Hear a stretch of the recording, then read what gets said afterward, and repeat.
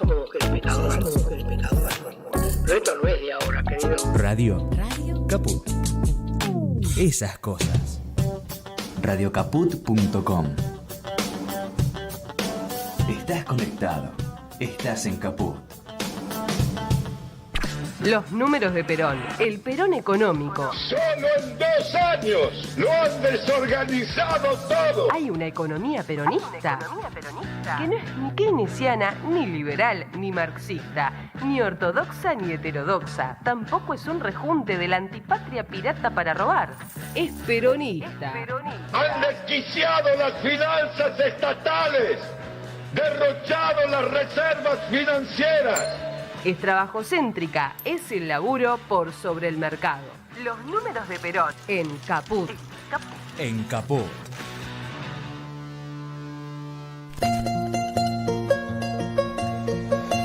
Buen día, como cada jueves en nuestro tradicional programa Los números de Perón, para hablar un poco de actualidad política y justamente de política económica, y con todos los acontecimientos que estamos viviendo esta semana, movilización a Plaza Lavalle, realmente impresionante la convocatoria multitudinaria que se dio, promovida por la CGT, la CTA y todas las... todo lo que es el mundo del trabajo, ¿no? Y este 28 de diciembre estamos transcurriendo nuestro programa número 52 de esta temporada 2023 y el número 199. Falta uno solo para llegar a los 200 programas en esta radio y familia militante querida que es Radio Caput, desde que empezamos en aquel febrero de 2020 con los números de Perón. Y rápidamente, para entrar en tema, nunca te olvides, los que nos dijo Eva Perón, nunca te olvides de lo único que un falso profeta gorila solo te puede dar es angustia, siempre más dolor, miseria y muerte. Y esto es una profecía autocumplida que se está demostrando en estos días, ¿sí? Vivimos una comunidad sometida que marcha rumbo, ¿saben a dónde? A una tiranía evidente y prolongada si no la empezamos a cortar, ¿no? Tenemos la obligación de darnos todos una mano política y de militancia en los barrios. Tenemos que aclararnos que ni este bruto de Milei representa el exterminio por medio de la pobreza estructural, por la falta de trabajo, la miseria, por la falta de laburo o de fábricas, o de abrir fábricas, inclusive estatales, municipales. Lo he dicho 1500 veces que es más fácil que nada que los municipios se dediquen ya a generar puestos de trabajo, industrias y producir bienes de todo tipo y color. Y solo se le ve a hablar con el dólar bajo el brazo al pueblo de inversiones que se rematarán, las pocas empresas soberanas y públicas que nos quedan, o de rematar el Estado Nacional, como la primera y segunda reforma del Estado, que lo tuvo también como protagonista a don Isidro Oscar Parrilli. Entonces, no jodamos, ¿sí? Yo hoy todo lo que se pueda. Si hoy se trata de poder comer, de poder alquilar, este es un engendro y pesadilla de una tiranía que no es un gobierno elegido libremente por el pueblo. Si hubiera sabido de antemano de nuevo, el pueblo no hubiera optado en la segunda vuelta, que es una opción, no es una elección, y caído en la profunda agonía y hartazgo de terminar por haberse confiado también de los brutos que tuvimos, brutos que haciendo la B con los dedos y cantando la marchita decían que eran peronistas y no lo son. Escuchemos el audio de Perón. Gracias, Chino. Y el bruto siempre es peor que un malo, porque el malo suele tener remedio. El bruto no. He visto muchos malos que se han vuelto buenos. No he visto jamás un bruto que se haya vuelto inteligente. Tenemos que darnos una mano, decía, para que nuestro pueblo comprenda y aprenda qué y cuál es el peronismo. Se han divertido con discursos divergentes, falsificando los postulados ideológicos de la unidad del peronismo y de explicar cuáles son las cuestiones específicas del proceso económico-político de un gobierno peronista que hasta el momento, en 50 años, no lo llegamos a tener. Solo un veranito, una pausa con el querido Néstor Carlos Kirchner, que nos impulsó a retomar la militancia. Han insultado al pueblo y a la vida digna fundada por Evita y por Perón. No me preocupa ver a un Camaño, a un Dante Camaño apoyando un DNU. Yo le digo, les explico por qué. Porque en 1982 se normalizaron los sindicatos. ¿Sí? El coronel Trimarco, que era interventor del Ministerio de Trabajo, procedió a normalizar los sindicatos. Entonces convocaba a las agrupaciones sindicales de los diferentes gremios, de los diferentes sindicatos, para ofrecerles dos posibilidades: o la Secretaría de Tesorería y Finanzas o la Secretaría General. Las agrupaciones tenían que elegir por una de ellas solamente, y la otra era ocupada por un designado por el ministro de Trabajo, el interventor coronel Trimarco, y para esa función designaba servicio de inteligencia operativa de las 3 Fuerzas Armadas. Así tenemos, y de las Fuerzas de Seguridad, ¿no? A Servicio de Inteligencia, Policía Federal y eso. Y este señor Dante Camaño fue Servicio de Inteligencia de Superintendencia de Policía Federal y fue instalado de guapo en el sindicato de gastronómicos, porque casualmente era cuñado de otra bestia, que era Luis Barrio Nuevo. Luis Barrio Nuevo fue secretario privado y culata de Casildo Herrera, que fuera secretario general de la CGT hasta el golpe de 76. La curiosidad es que Casildo Herrera era socio y tenía una fábrica de uniformes para las Fuerzas Armadas, que todavía está, es un taller que está ahí en el campo argentino de polo, Las Cañitas. Ahí van a encontrar un taller de uniforme de las Fuerzas Armadas, que eso fue propiedad de Casildo Herrera y de Rafael Videla, ¿sí? Quien fuera después presidente de la dictadura. De modo que Luis Barrio Nuevo hereda de este hombre todas estas relaciones, todo este poder, y por lo tanto se apropia con el cuñado, Servicio de Inteligencia de Policía Federal, del Sindicato de Gastronómicos y de la Federación de Gastronómicos. Se han enriquecido. Luis Barrio Nuevo y su esposa Graciela Camaño poseen una empresa de catering con sucursales en Colombia, en Miami, en todos lados. O sea, es gente que ha hecho plata gracias a la dictadura, ¿sí? No de otra manera, porque no podían haber llegado nunca a ser dirigentes sindicales ni a palo. Entonces Camaño responde al mismo esquema que Barrio Nuevo, o sea, que esa línea de trabajo, gorila, apoyado con las Fuerzas Armadas. Vea, Casildo Herrera incluso era novio de la esposa de un corredor de carrera, Andrea Bianini, que había quedado por un accidente de la carrera de turismo carretera inválido, en sillón de rueda, y esta mujer salía con Casildo Herrera. Y aparte esta mujer distribuía en Barrio Norte, cocaína, ese tipo de cosas, era dealer de drogas, ¿no? En esa época. Y una vuelta, en un allanamiento de un juez, lo agarra a Casildo Herrera, casualmente pernoctando con esta señora.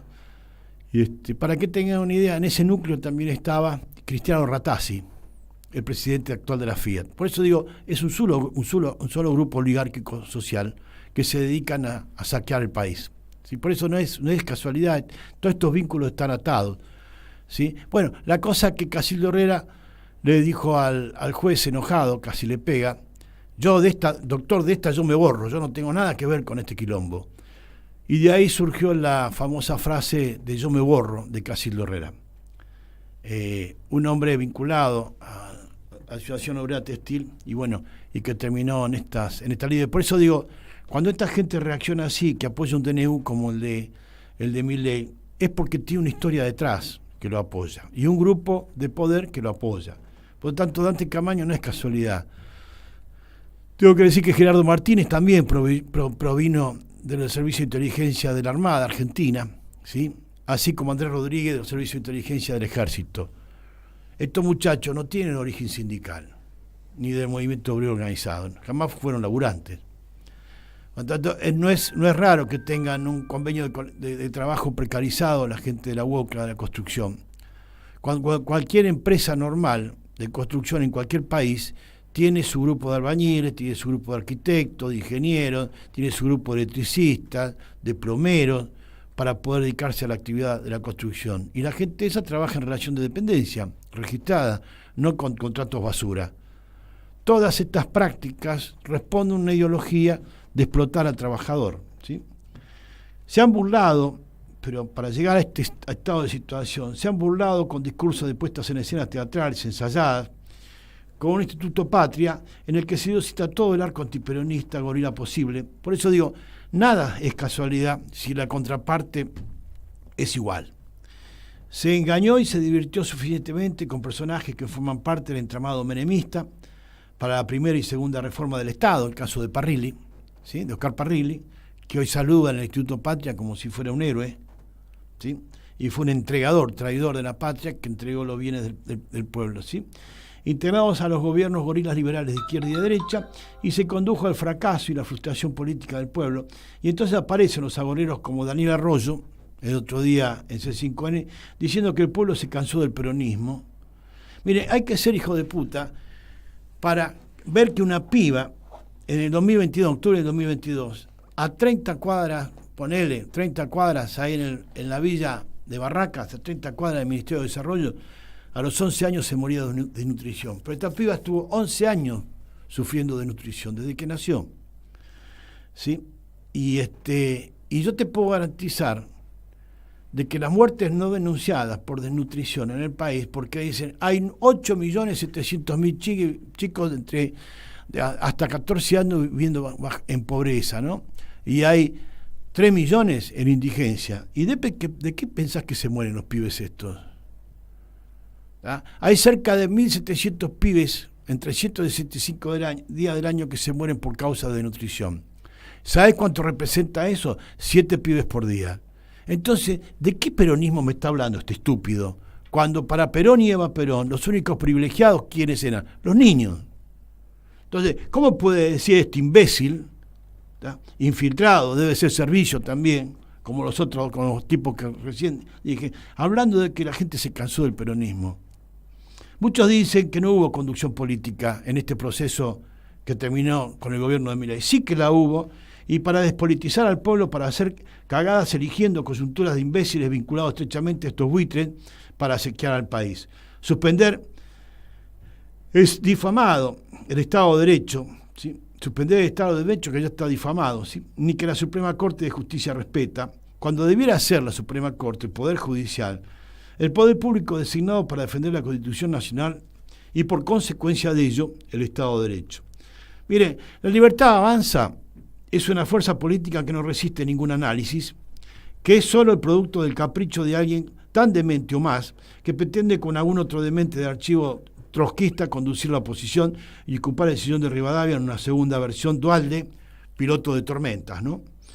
La Libertad Avanza en realidad sacó el 29% de los votos en la primera vuelta y es la tercera fuerza en las dos cámaras del Congreso, en la Cámara de Senadores y en la Cámara de Diputados, la tercera fuerza, ¿sí? Y que ya le van haciendo ofertas de la nueva operación Banelco a muchos legisladores, ¿sí? ¿Sí?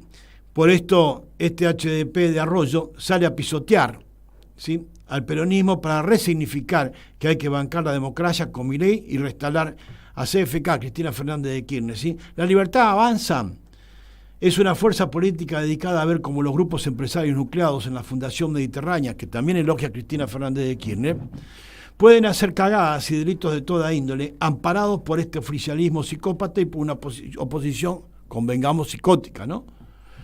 La Libertad Avanza, una Libertad Avanza que no tiene un solo gobernador. Analicen esto, una Libertad Avanza que no tiene un solo gobernador en todo el país. Y los de Juntos por el Cambio están viendo cómo se suman al colapso social que se avecina puteando a Milei. Es decir, estamos tratando de profundizar una tiranía con fuerzas políticas oficialistas y opositoras que carecen de representatividad política genuina y propia y real, amañadas a operaciones truculentas a espalda del pueblo. Vean, compañeros y compañeras, esto ya lo vivimos el 4 de junio de 43. En ese entonces el país transcurría en tiranías con la alternativa de gobiernos estacionarios, militares y civiles. 4 de junio de 43 puso el punto a esto, a punto tal de que incluso el Reino Unido, Gran Bretaña, había decidido imponer su propio presidente en Argentina en la década infame, en la década del 30. y que era el asesino azucarero jujeño Robustiano Patrón Costa. La mayoría del pueblo sumido en la miseria absoluta y las tensiones políticas fueron alcanzando niveles críticos. Por eso a mí me llama la atención que estos pseudos peronistas no hagan un estudio en profundidad de la historia argentina, ¿tá? Y no destaquen de que estos tipos quieren volver a la década del 30. Se había creado entonces un grupo de oficiales coroneles del ejército con el nombre de GO, o Grupos de Oficiales Unidos, con el cual se produce la Revolución de Derecho de 4 de junio del 43. ¿Por qué de derecho defino a este golpe de Estado? Porque el estado de anarquía y sinarquía internacional porque hasta Gran Bretaña quería poner su propio presidente, por eso digo, anarquía y sinarquía internacional, operando en la Argentina, había superado todo sentido y razón. Fue la década del 30 la denominada década infame, con la mayor tiranía evidente y prolongada que conociera el país durante 10 años. Perón había retornado de Europa, enviado en misión especial por el general Carlos Domingo Márquez, para que, ministro de Ejército del último gobierno de la década infame, para que estudiara cómo la Revolución Rusa de 1917 había promovido una evolución acelerada social y habían comenzado a aparecer los primeros gobiernos sociales o socialistas reales, no de verso, no marxistas, sino socialistas, cada uno a su manera, en diferentes países de Europa. Así, los Países Bajos adquirieron inclusive esta monarquía socialista, en Italia se dio el fascismo, en Alemania Martin Heidegger plantea el nacionalsocialismo, que después terminó en la aberrante ensalada del nazismo, terrible. Pero digo, habían comenzado en Francia, en Suiza, en todos lados habían comenzado a generarse este tipo de cosas. Y Perón recorre 32 países y cuando vuelve comienza a dar charlas a este grupo del GO sobre esta nueva posibilidad social de instalar un gobierno social. Y entonces comienzan a hacer un poco cuál era la alternativa. Primero se llamó Revolución Nacional y después adquirió, como no era ni socialista, ni de derecha, ni de izquierda, ni un carajo, comenzó a pensarse en esa tercera posición filosófica en el plano político internacional y como su eje, su columna vertebral en lo ideológico era la justicia social y en lo político, en lo orgánico, el movimiento obrero organizado, o sea, el trabajo, se pensó entonces adquiere el nombre de justicialismo. Y ese fue el punto de partida. Yo no estoy, voy a pasar un audio del general Rawson hablando del golpe del 43, del 4 de junio del 43. No estoy de acuerdo con los dictámenes militares. Fui víctima de secuestro y desaparición durante 7 meses y 14 días en Campo de Mayo, así que conozco cuáles son las diatribas de esta basura.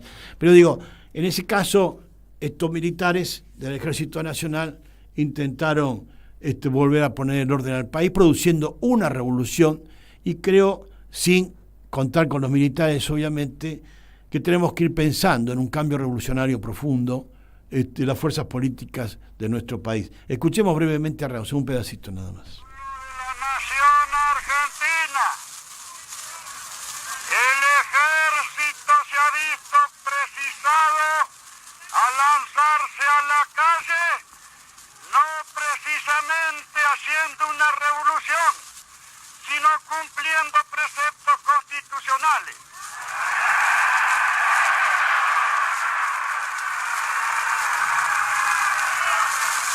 La Constitución le otorga el deber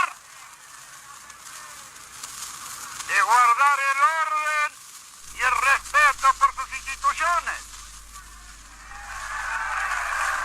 Las instituciones no estaban respetadas. Y bueno, cabe aclarar eso de que no fue un golpe de Estado, sino un restablecimiento del orden constitucional que estaba violado por todos lados. Se cagaban en la Constitución. Cuando voltean a don Hipólito Yrigoyen, la Suprema Corte de Justicia en acordada legaliza la figura del gobierno de facto y el presidente tenía que tener la sola condición de haber sido un empleado de Estado, podría ser ordenanza, lo que sea.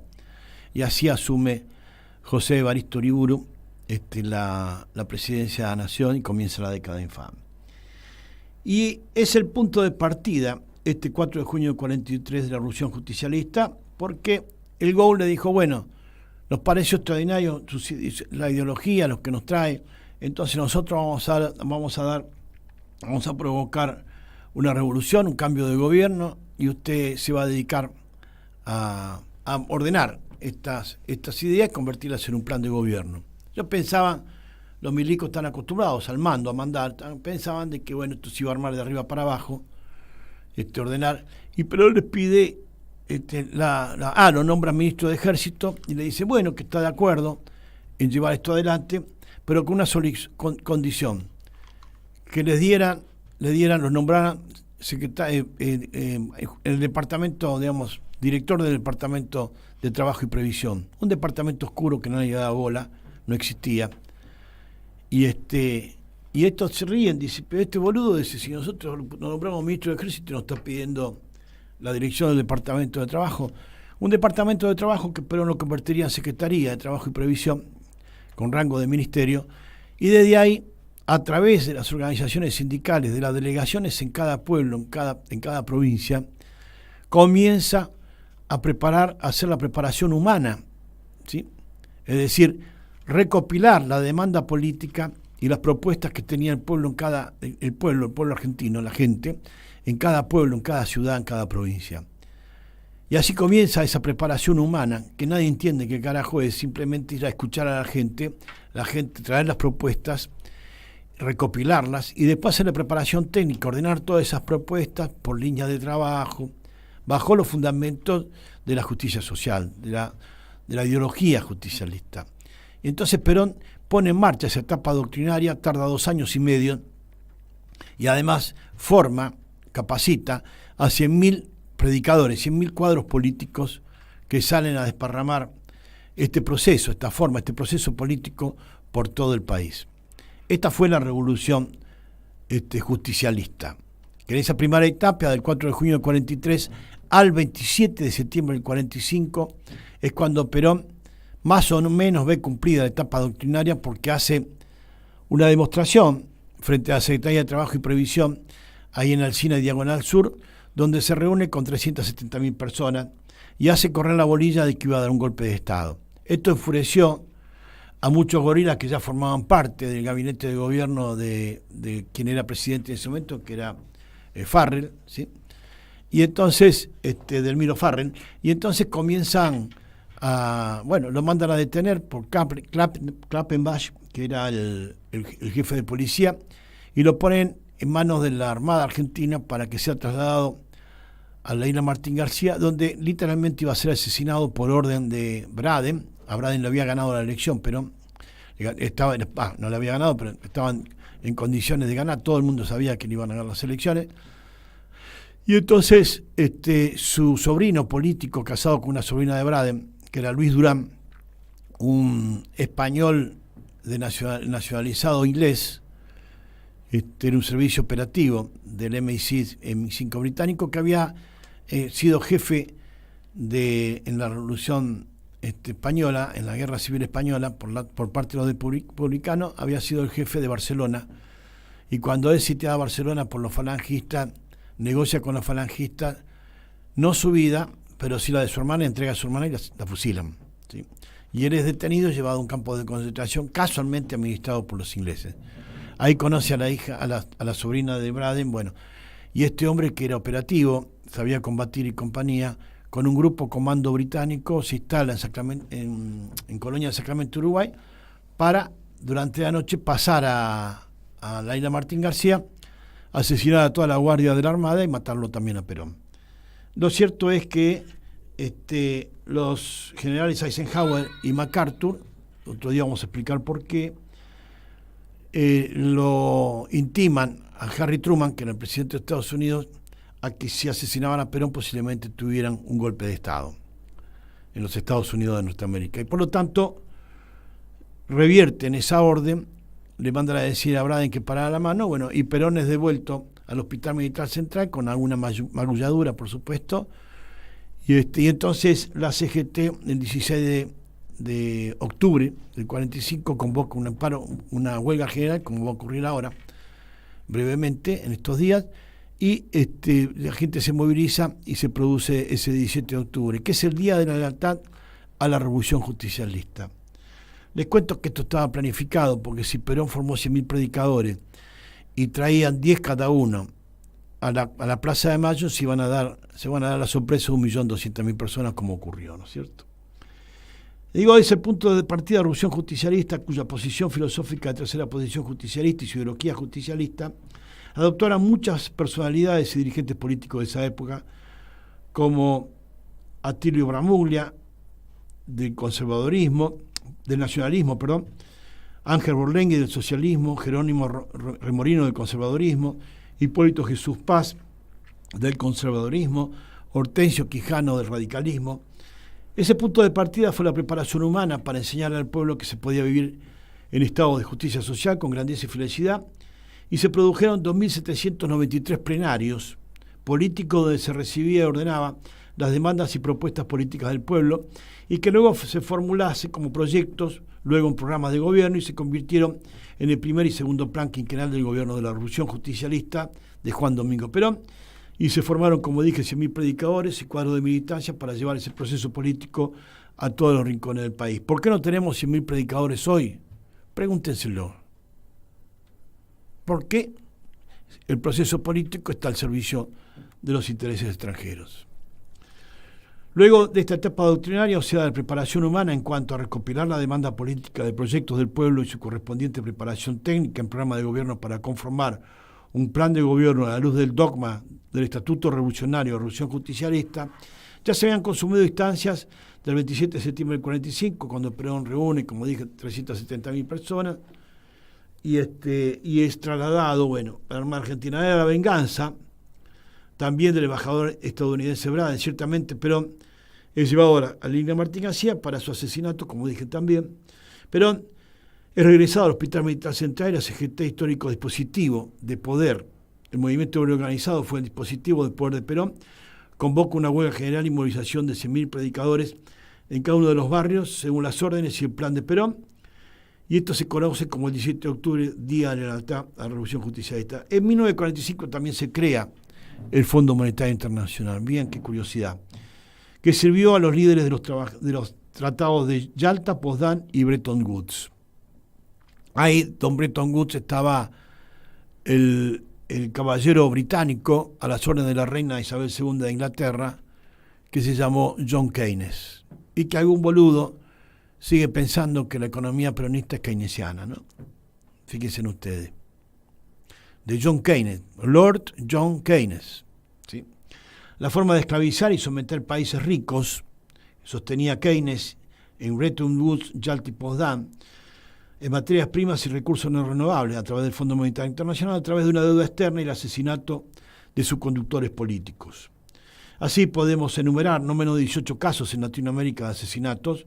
La Argentina justicialista conducida por Perón no se asoció al Fondo Monetario Internacional, aún así cuando el 50% de las inversiones inglesas estaban en la Argentina. Por eso los ingleses le tuvieron odio. Escuchemos el audio de Evita, por favor. El capitalismo foráneo, y sus sirvientes oligárquicos y entreguistas han podido comprobar que no hay fuerza capaz de doblegar a un pueblo que tiene conciencia de sus derechos. Una vez más, mis queridos descamisados, uniéndonos al líder y conductor, reafirmamos que en la nueva Argentina ya no hay lugar para el colonialismo económico, para la injusticia social, ni para los traficantes de nuestra soberanía y nuestro porvenir. Y con el golpe genocida de 1955, de la mano del radical Raúl Prebisch y del ministro de Economía Eugenio Blanco, también radical, nos asociaron al Fondo Monetario Internacional, así como Prebisch indemnizó a Gran Bretaña. Fíjese qué locura. Raúl Prebisch indemniza a Gran Bretaña por las negociaciones viles que había logrado Perón, Miguel Miranda y otros logrando recuperar y nacionalizar los servicios públicos y recuperar miles de propiedades. Esto no lo dice Carlos Bianco en la cátedra de Raúl Previ que da en la Universidad de Quilmes. Es el boludo, no cuenta realmente la historia real, cuenta la historia fabricada. Así se le obsequió Raúl Previch, el radical Raúl Previch, con su ministro de Economía, Eugenio Blanco, el 50% de la flota mercante argentina, de los barcos, y la anulación de todos los seguros mercantiles de exportación. Flota mercante que jamás utilizó Gran Bretaña, sino que fue el ardid para que nuestro país perdiera su soberanía mercantil en la carga internacional y en el comercio exterior con los seguros. Así como comenzó una larga y triste historia que reivindica como héroe a Previch, el señor Carlos Bianco, a quien le pagaron como embajador, como entregador a Previch, ¿no?, de la Argentina, con la Comisión Económica para América Latina, o sea, el CELAM, creada para traidores gorilas argentinos por las Naciones Unidas, como lo es la OEA, que mientras se velaban los restos de Jorge Gaitán, asesinado cuando se presentó como candidato a presidente en Bogotá, Colombia, la CIA y la ONU celebraron la creación de la OEA y la anexión de Colombia, con la muerte de Gaitán, a la OTAN, como Estado pleno, Estado miembro pleno. Colombia en la OTAN, en la Organización del Tratado del Atlántico Norte, Colombia, a ver si nos entendemos. País del Caribe que está sobre el Océano Pacífico. Sin embargo, es miembro pleno de la OTAN. Es decir, cuando Carlos Bianco funda una cátedra sobre Previch en la Universidad de Quilmes, o Kicillof elogia a John Keynes, a ver si nos entendemos bien, no estamos refiriendo a un modelo económico muy distinto al del lobby que gobierna con Milei. ¿Se entiende, no? Estamos hablando del liberalismo marxista como propuesta política de alternancia a este sistema demencial del liberalismo capitalista. Dos caras de una misma moneda. Y así llegamos a una deuda externa inaudita aceptada por Alfonsín, en principio de los militares, de 47.000 millones. Acuérdense que Isabel fue derrocada con 5.188 millones de dólares. Y Alfonsín, a libros cerrados, acepta 47.000 millones de dólares. Se dan cuenta que el mecanismo fue la dependencia de Argentina para poder vencerla, ¿no?, derrotarla. Y luego incrementada hasta alcanzar hoy 430.000 millones de dólares y hasta llegar al préstamo criminal del delito cometido por el Fondo Monetario Internacional con Macri por 51.000 millones de dólares, más el bono a 100 años de 100.000 millones de dólares del tío Nicolás Toto Caputo, el Messi de la finanza. O tipos que tendrían que estar en cana o en un régimen totalitario, tal vez fusilados, ¿sí? Pero lo curioso, que avesados economistas y políticos del campo nacional y popular, ¿sí?, que ya nombré, incluyendo los economistas que actuaron con Néstor, jamás tocan el tema y se hacen los boludos. Quiero escuchar ahora, Emanuel Rodríguez nos cuenta además qué tenemos detrás del DNU, de Milei, el que está impulsando hoy.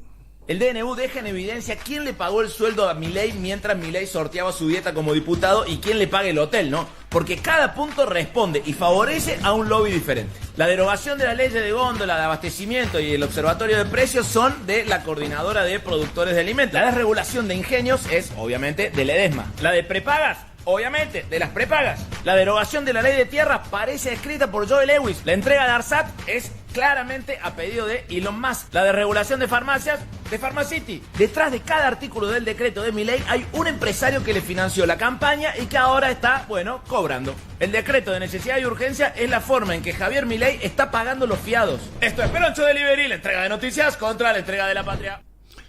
Y es así, ¿eh? Es así. Y además, Milei no es un outsider, sino un delegado al Virreinato de Buenos Aires para descuartizar el país y rajar si le fuera posible, rajar apenas termine de descuartizar el país, bancado por 5 fundaciones internacionales manejadas por los fondos buitres en la nave insignia, el portaaviones que maneja Larry Fink del BlackRock.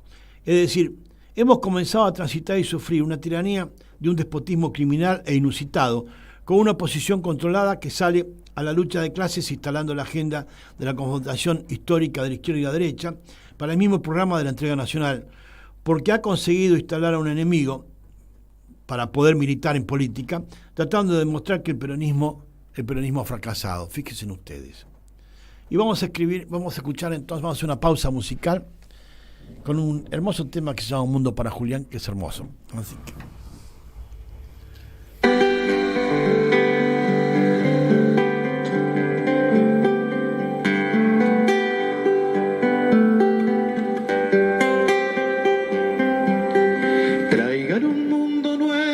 para Julián, porque el que le robamos no aguanta más. Manos de tacuara, corazón de piedra, paisano de las entrañas de mi tierra, hijo del sol, preludio de Dios, raza sin abrigo, por el sendero del monte podrás brillar. Devuelvan un mundo nuevo para Julián, el cielo que anda buscando para volar. Dueño del tiempo, nunca de este suelo, el camino es para todo el que quiera andar. Vuelve mi niño, vuelve a tu aldea, que en Pindópotl, con vos un hermano al viento florecerá. Traigan un mundo para Julián, para Julián, para Julián. Traigan un mundo para Julián, para Julián, para Julián.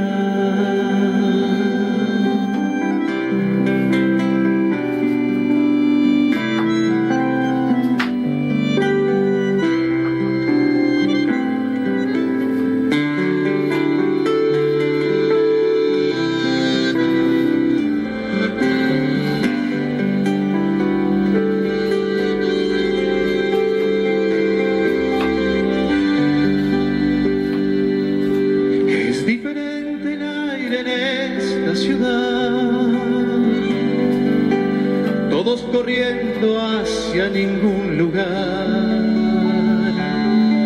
mientras mi gente sufre su destierro por un miserable peso que aplastará. Luna de abril, con tu misterio alumbra el camino que llevará a mi pueblo a la libertad. Traigan un mundo nuevo para Julián, sin matanzas ni guerras de propiedad. No será en vano porque tu nombre siempre vivirá en el alma de los hombres que quieren paz. Traigan un mundo para Julián, para Julián, para Julián. Traigan un mundo para Julián, para Julián, para Julián. Traigan un mundo para Julián, para Julián, para Julián. Traigan un mundo para Julián, para Julián, para Julián. Traigan un mundo para Julián, para Julián, para Julián. Traigan un mundo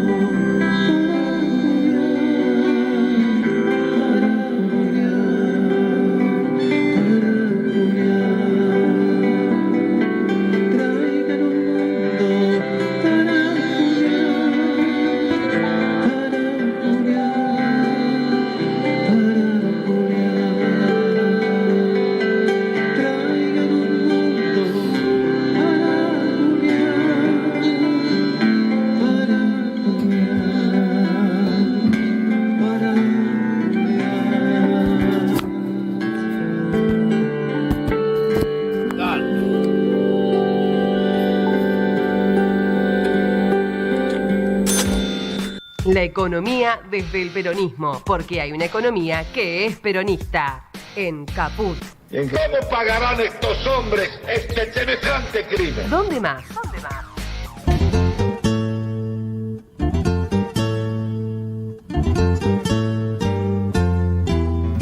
Nuevamente en un segundo bloque de los números de Perón, y habiendo escuchado este hermoso tema, Un mundo para Julián, con tanta reflexión, ¿no es cierto? Prácticamente hablando de la llegada de Jesús, personificada en este Julián, allá sobre el río Pindó, en una aldea llamada Pindó-Petú, que está en el Soberbio, en la provincia de Misiones, y donde sale esta idea de componer esta hermosa canción de Un mundo para Julián, ¿no es cierto? Que era un chico que existe realmente, ¿no? Ya debe ser grande, y que estaba siempre preocupado por el futuro de su aldea, de su comunidad guaraní, que es una aldea de pueblo originario guaraní, ahí en Pindó, Petú, como se pronuncia. Vean, el pueblo argentino, por eso las mentiras verdaderas del DNU, de la tiranía anarcocapitalista de Milei, que ya el compañero Rodríguez enumeró, y yo también. El pueblo argentino, un pueblo que viene soportando y resistiendo todas las formas liberales que se le han instalado hasta la fecha, desde el liberalismo socialdemócrata radical, pasando por el liberalismo menemista, de la Rúa y sus 39 muertos y la sustracción de 193.000 millones de dólares nunca restituidos, y nunca fue en cana por ¿no? HDP también. Y hoy los mismos personajes de la ruina, perdón, de la Rúa o de la ruina, como ustedes quieran, están con Milei, reciclado. Y la gente joven piensa que es novedoso, y aún no llegan a comprender el peligro del genocidio que encierran estos dementes criminales, como Burris, como todos los aparatos que están con esta gente. Y luego vino un veranito de recuperación con Néstor y la apertura militante, pero el contrapeso de la transversalidad y vuelta al marxismo liberal. Luego los gobiernos liberales de Cristina Fernández de Kirchner, si no fueron liberales, díganme ustedes, ¿qué tenían que hacer? Cobos, Julio Cobos, Amado Boudou, Sergio Massa, Martín Lustó, Diego Bocio, y si quieren sigo. Una lista por lo menos de 27 personajes de estos, pero no en cargos cualquiera, en cargos tan importantes como luego el de Alberto Fernández, que confiesa que si decía que era socialdemócrata y liberal, lo mataban. Un Alberto Fernández que fue funcionario, la Secretaría de Justicia, director jurídico de Alfonsín, presidente de la Superintendencia de Seguro, que reventó, o sea, anuló, destruyó, privatizó todo el seguro argentino, era superintendente de seguro, bajo las órdenes de Cavallo, Alberto Fernández. Después pasó a ser jefe de la campaña, curiosamente, ¿no?, de Duhalde y Palito Ortega, ¿sí?, para las elecciones que ganó de la Rúa. Luego pasa a ser legislador porteño por la lista de Cavallo Vélez en la legislatura porteña, en la Cava, ¿sí?, y es reemplazado por Elena Cruz, esposa de Fernando Ciro, que cuando jura, cuando Néstor va a la ESMA a que retiraran los cuadros de Videla y compañía, ella esa misma semana jura por el patriotismo de Videla y Macera, asumiendo como legisladora porteña en reemplazo de Alberto Fernández. Vaya a saber, sabemos cuál es la trama de todo esto, por qué se junta esta gente, porque maneja el mismo sistema, el mismo proyecto que instaló Martínez Dios, ¿sí?, esos 12 puntos liberales que instaló Martínez Dios con la dictadura militar. No nos confundamos, porque son la misma materia. Cargos tan importantes como Alberto Fernández, que termina siendo jefe de gabinete de Néstor y que vino a remachar la Argentina para su desaparición como Nación y Pueblo, entregando el poder al liberalismo cuando todos votamos para que no volviera el macrismo. ¿Se entiende, no? Entonces escuchemos el audio de Dernina para cambiar un poco el humor, por favor.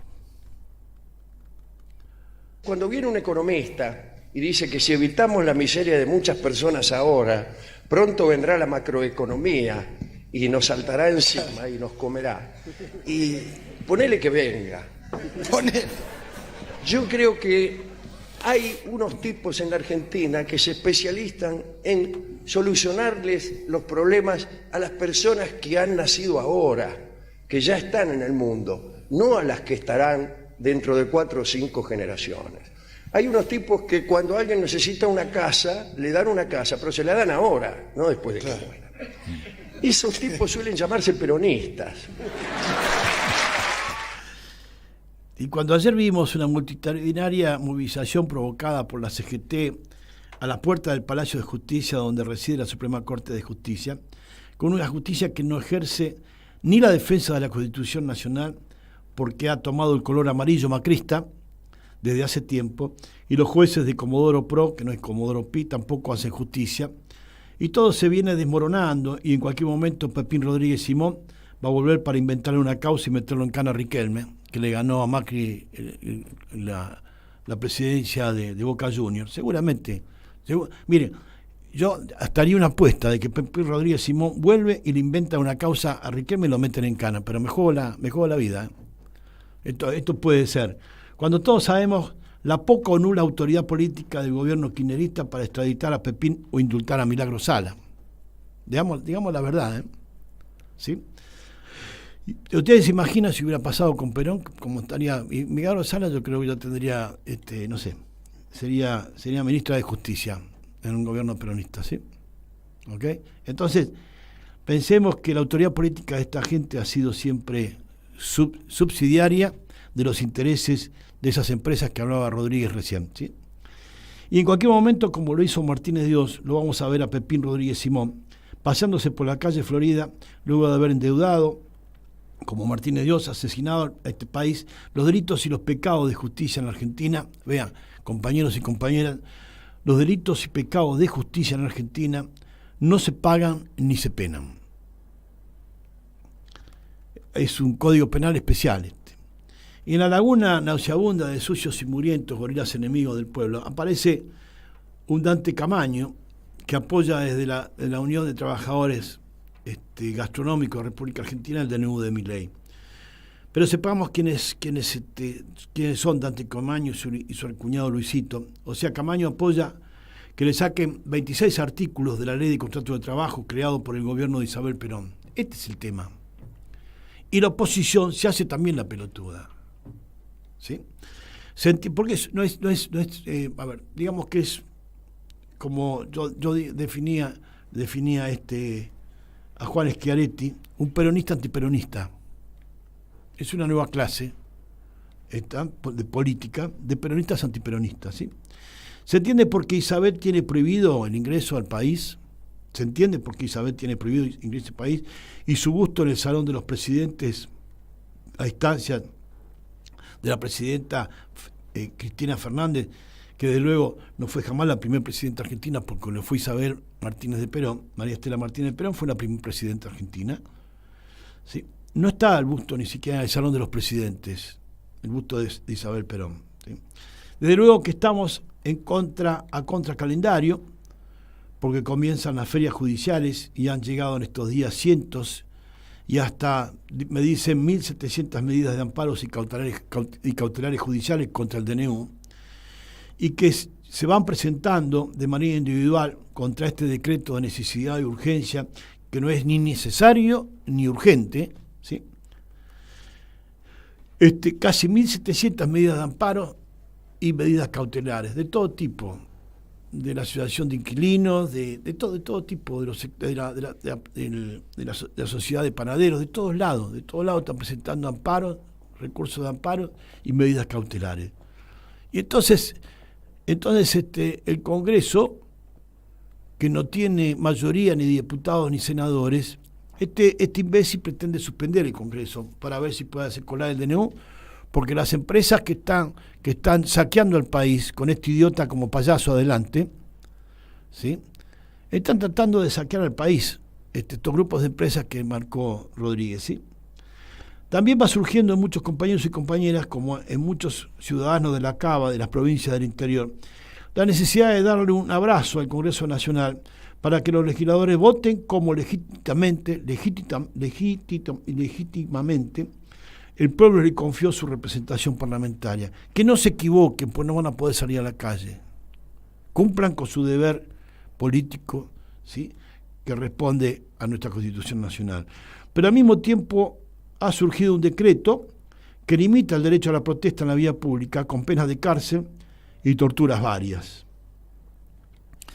No van a poder juntarse más de 3 personas ni poder obstaculizar la vía pública porque vas en cana de 3 a 5 años.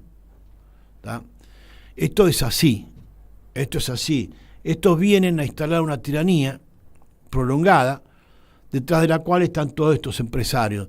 Si acá hay una revolución, compañeros, vamos a tener que pensar en que estos empresarios no van a poder ir muy lejos, ¿sí? Fíjate, a Techín, que ha sacado este DNU, va una ley por la cual si tu empresa tiene una representación extranjera, o paga los impuestos del extranjero o paga los impuestos del país, no paga 2 impuestos, ¿sí?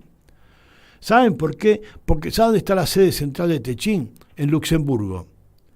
Y Techín va a ser el grupo Techín, el primer grupo en Argentina que va a estar exento de impuestos en Argentina. No va a pagar 0 pesos en impuestos en la Argentina. ¿Por qué? Porque, según dicen, dibujan los impuestos de Luxemburgo. Pero esto ya va en el DNU que armó este tarado, ¿sí? O sea, es un sirviente de estos Dráculas, ¿no?, que se inventaron. Por eso digo, al mismo tiempo ha surgido que limita este decreto, que limita el derecho a la protesta en la vía pública con penas de cárcel y torturas varias. Y vean, como ya les pedí a muchas compañeras del tercer malón jujeño que sí los hubiera, denuncien los delitos de crimen de lesa humanidad por violencia política sexual, que la hubo, ¿sí? Y todavía la justicia y los funcionarios de derechos humanos del gobierno anterior decían, no, son torturas seguidas del tormento de violación sexual. No, muchachos, es violencia política sexual. Y si no existe la ley, armemos el proyecto de ley, porque es otra cosa. Con compañeras chilenas pasó lo mismo en la época de Pinochet, ¿sí? Todos sabemos que los hubo, pero parece ser que nuestros funcionarios de los derechos humanos, que fueron a Jujuy a pasear, a decir boludeces y nada más, ¿sí? Vamos a tener un fin de año muy movido. Aviso que los dueños de las empresas de transporte han dicho que si quitan los subsidios bajarán la cantidad de unidades de servicio. Y les cuento que entre La Cava y Gran Buenos Aires se suceden diariamente 8 millones de servicios, trayectos o viajes. Y es muy posible que el boleto suba. ¿Y cuánto valdrá un boleto? ¿800 pesos o 1.000 pesos? ¿Cuánto valdrá un pasaje de tren? Y mientras tanto los empresarios del gas, ¿sí? Quieren un 300% de aumento en la tarifa, las energéticas lo mismo.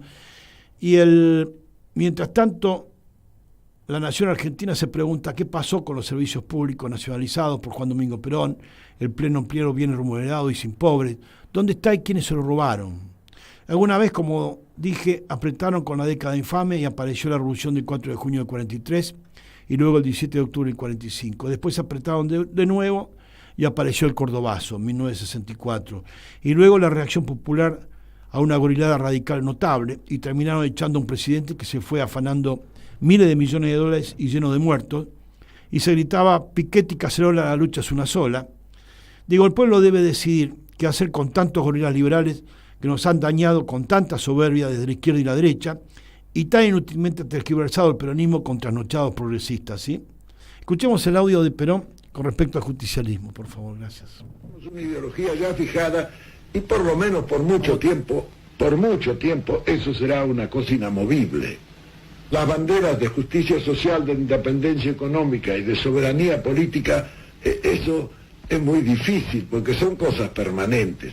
En cambio, la doctrina, que son las formas de ejecución de esa ideología, esas varían de acuerdo a las circunstancias, evolucionan con la evolución. En el cambio generacional va buscando remozar en el tiempo esas formas de ejecución.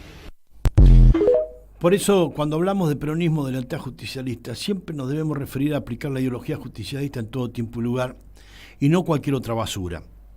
Solo se adapta a la doctrina peronista, que son la forma de ejecución de su ideología y su aplicación en el proceso político y en el plan de política económica, de política social y de políticas para gobernar el país. Entonces, no cualquier gobierno puede decir, hablando de peronismo y lealtad justicialista. ¿Cómo puede ser peronismo si los actos y planes de gobierno no son peronistas? Explíquemelo. Y hasta los funcionarios tampoco. Vayan hoy a ponerle un ministro realmente peronista a Javier Milei a ver qué pasa. ¿Saben por qué? Porque ellos tienen su ideología y aplican su doctrina política. Compañeros, les mando un gran abrazo. Hasta el jueves que viene, que ya va a ser 2024, así que les deseo un feliz y soñado fin de año, sin angustias, sin preocupaciones. Pónganse una sonrisa en la cara, porque las conquistas se logran con alegría y convicción, siempre con alegría y convicción. Así que un gran abrazo de todo corazón. Me despido, Omar Seijo. Gracias, Chino, por la operación y la puesta al aire de este programa. Y hasta el próximo año. Así que un gran abrazo. Viva la patria, viva Perón y viva nuestro proyecto nacional y popular, que es y sigue siendo la Revolución Justicialista. Muchas gracias.